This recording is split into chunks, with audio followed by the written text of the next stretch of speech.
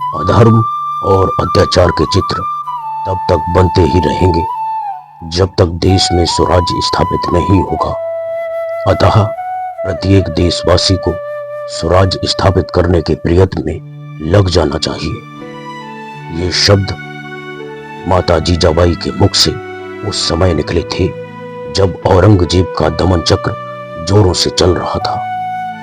अत्याचार से सारा देश आक्रांत था। अन्याय और अधर्म की काली छाया समाज की पवित्रता को ढक चुकी थी। यह देखकर जीजाबाई का हृदय रो उठता था। उन्होंने अनुभव किया कि जब तक स्वराज्य स्थापित नहीं होगा, ये काले चित्र बनते ही रहेंगे। उन्होंने स्वराज्य की स्थापना के लिए महाराष्ट्र की जनता का आह्वान किया। उनके आह्वान का ही परिणाम था कि महाराष्ट्र की धरती दास्ता से मुक्त हुई और उनके वीर पुत्र शिवाजी स्वराज्य की स्थापित करने में सफल हो सके। जीजाबाई महान देशभक्त थी। देश और देश की संस्कृति के लिए उनके हृदय में अखंड प्रेम था।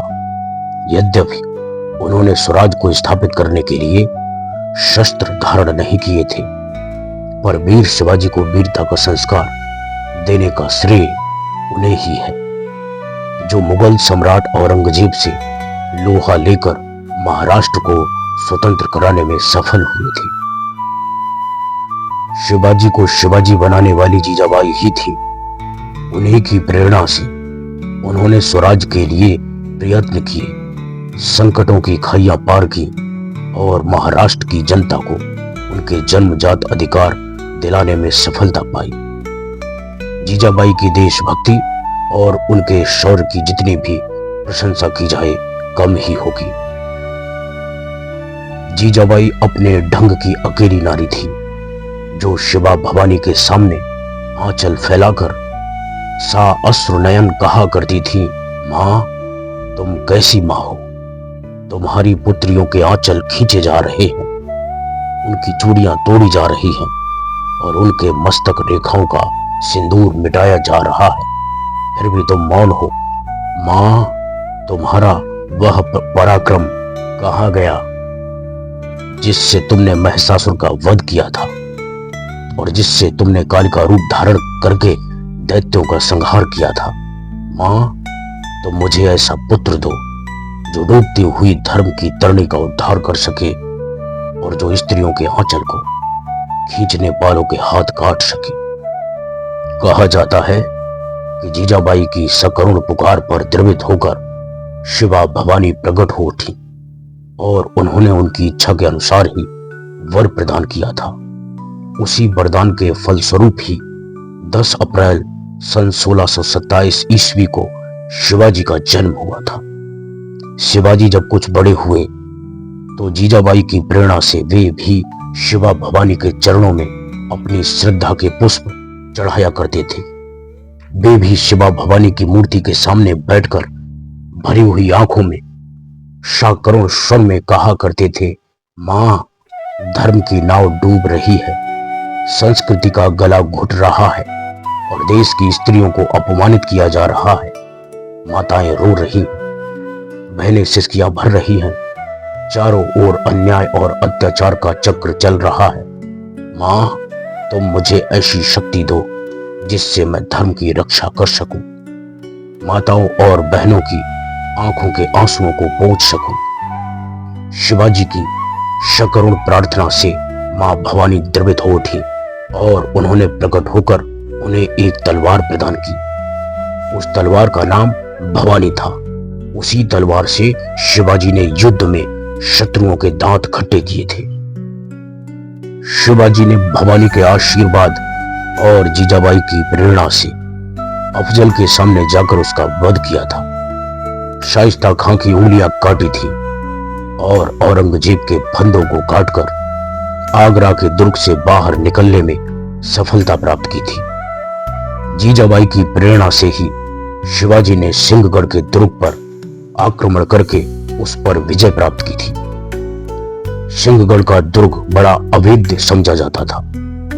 उसकी रक्षा के लिए मुगलों की बहुत बड़ी सेना रखी गई थी। उसके ऊपर मुगलों का झंडा सदा फहराया करता था। जीजाबाई जब भी उस झंडे की ओर देखती थी, उनके कलेजे में हुक सी उत्पन्न हो उठती थी।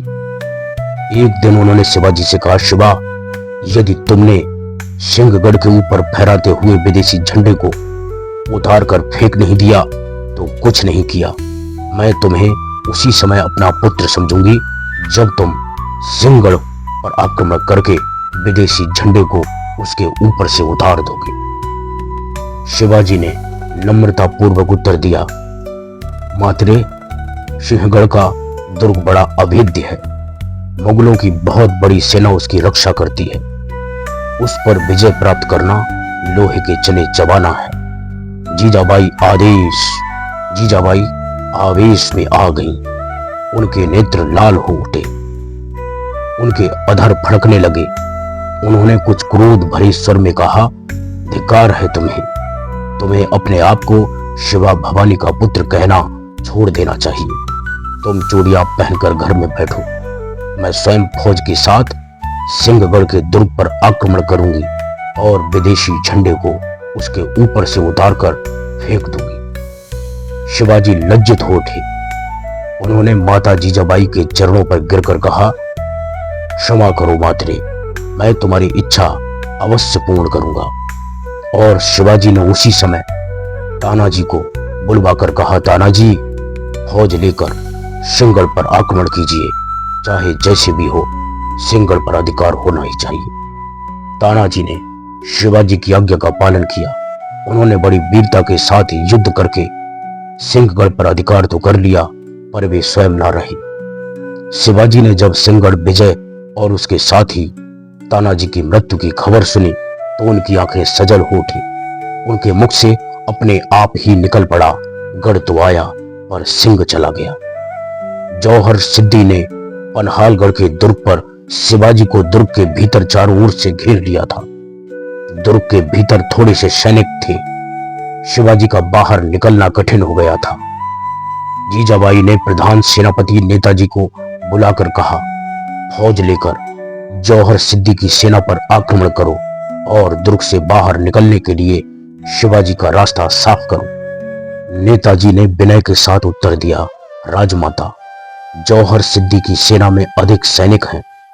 हम अपने थोड़े से सैनिकों के द्वारा उस पर विजय प्राप्त नहीं कर सकेंगे। जीजाबाई क्रुद्ध हो उठी। उन्होंने नेताजी को फटकारते हुए क्रोध भरे स्वर में कहा, धिक्कार है तुम्हें। शिवाजी दुर्ग में बंद हैं और तुम हार जीत पर विचार कर रहे हो। तुम कायर हो। तुम घर में बैठो। मैं स्वयं फौज लेकर जौहर की सेना पर आक्रमण करूंगी। नेताजी का मस्तक झुक गया। उन्होंने सिद्दी की सेना पर आक्रमण करके शिवाजी के लिए रास्ता बनाया। जीजाबाई की प्रेरणा से ही शिवाजी अपना स्वतंत्र राज्य स्थापित करने में सफल हुए थे। जिस समय जीजाबाई की मृत्यु हुई उस समय उनकी अवस्था 70 वर्ष के लगभग थी। उन्होंने जिस स्वराज का संकल्प किया था वह पूरा हो गया था। महाराष्ट्र की धरती अब दास्ता से मुक्त हो गई थी। रायगढ़ दुर्ग के नीचे पांचाल गांव में अब भी जीजाबाई की समाधि बनी हुई है। आसपास की जनता बड़ी श्रद्धा से उनकी समाधि पर दीपक जलाती है और अक्षत तथा पुष्प बिखेर कर उनकी पूजा करती है। जीजाबाई का जन्म 1603 ईस्वी में सिंदखेड़ के राजा लखुजी के घर में हुआ था। वे थे तो बहुत बड़े जमींदार, पर उन्हें अहमदनगर के सुल्तान की ओर से राजा की उपाधि प्राप्त थी। सुल्तान के दरबार में उनका बड़ा आदर सम्मान था। जीजाबाई बाल्यकाल से ही बड़े चंचल स्वभाव की और निर्भीक थी। वे मां भवानी की मिट्टी की मूर्तियां बनाकर उसके साथ खेला करती थी। जीजाबाई का विवाह मालोजी भोसले के पुत्र शाहजी के साथ हुआ था। विवाह के संबंध में एक रोचक कहानी कही जाती है। होली का दिन था। लखुजी के घर पर उत्सव था। मालोजी भी अपने 5-6 वर्षीय पुत्र शाहजी के साथ उत्सव में सम्मिलित हुए। जीजाबाई की अवस्था उस समय 4 वर्ष के लगभग थी। इधर बड़े लोग उत्सव मनाने लगे और उधर शाहजी और जीजाबाई दोनों एक साथ मिलकर खेलने लगे। सहसा लखुजी की दृष्टि उन पर जा पड़ी। उनके मुख से निकल पड़ा, वाह वाह, कैसी सुंदर जोड़ी है। मालोजी भोसले ने लखुजी की बात पकड़ ली। उन्होंने सबके सामने कहा, फिर तो दोनों की मंगनी पक्की हो गई। मालोजी भोसले लखुजी के अधीन काम करते थे। वे अपने कर्मचारी के पुत्र के साथ अपनी पुत्री का विवाह करें, यह कैसे हो सकता था। उन्होंने मालोजी की बात काट दी, कहा, यह नहीं हो सकता। मैंने तो मनोरंजन के लिए वह बात कही थी। पर मालोजी अड़ गए। उन्होंने कहा, आपको मेरी बात माननी ही पड़ेगी। और अंत में लखुजी को मालोजी की बात माननी ही पड़ी। उन्होंने सुल्तान की इच्छा से जीजाबाई का विवाह शाहजी के साथ कर दिया। विवाह के समय दोनों की उम्र बहुत कम थी। धीरे धीरे दोनों बड़े हुए। शाहजी बीजापुर के दरबार में नौकर हो गए। वे बड़े शूरवीर और साहसी थे। उन्होंने बीजापुर के दरबार की ओर से कई लड़ाइयां लड़ी थी और विजय प्राप्त की थी, जिसके फलस्वरूप बीजापुर के दरबार में उन्हें बहुत बड़ी जागीर प्रदान की थी। शिवनेरी का दुर्ग भी उन्हें जागीर में ही मिला था। शाहजी शूरवीर तो थे, पर बीजापुर के नवाब के बड़े शुभचिंतक थे। वे उसकी प्रसन्नता के लिए कुछ भी करने को तैयार रहते थे। जीजाबाई को उनकी चाटुकारिता पसंद नहीं थी। वे उनकी आलोचना किया करती थी। अतः शाहजी उन्हें अपने से पृथक शिवनेरी के दुर्ग में रखते थे। उनकी देखरेख दादा कोणजी किया करते थे। शिवनेरी के दुर्ग में ही सन 1627 ईस्वी में शिवाजी का जन्म हुआ। उनके जन्मोत्सव में शाहजी सम्मिलित नहीं हुए थे। उन्होंने अपना दूसरा विवाह कर लिया था। कुछ वर्षों के पश्चात शाहजी की बीजापुर के नवाब से अनबन हो गई। वे अहमदनगर के सुल्तान के दरबार में चले गए। बीजापुर के नवाब ने अपनी सारी जागीर छीन ली। शिवनेरी के दुर्ग पर भी नवाब का अधिकार हो गया। जीजाबाई शिवाजी को लेकर पूना चली गई। दादा कोंडदेव जी भी उनके साथ थे। दोनों ने बड़े प्यार से शिवाजी का पालन पोषण किया और उन्हें योग्य तथा सर्व प्रकार से समर्थ बनाया।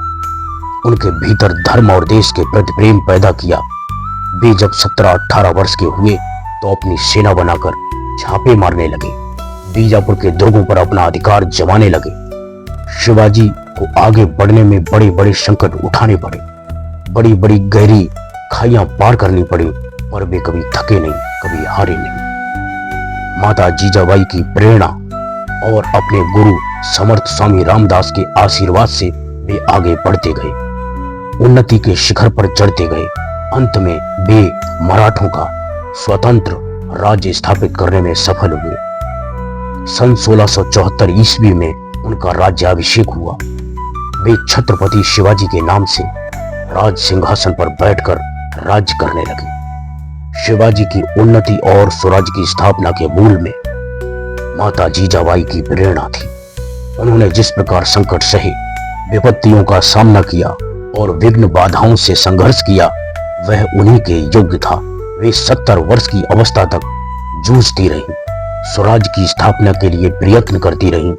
जब स्वराज्य का सूर्य उदित हो गया तो सन 1674 ईस्वी की 17वीं जून को वे स्वर्ग चली गईं। वीर माता के रूप में उनका नाम युगों तक भारतीयों के होठों पर रहेगा।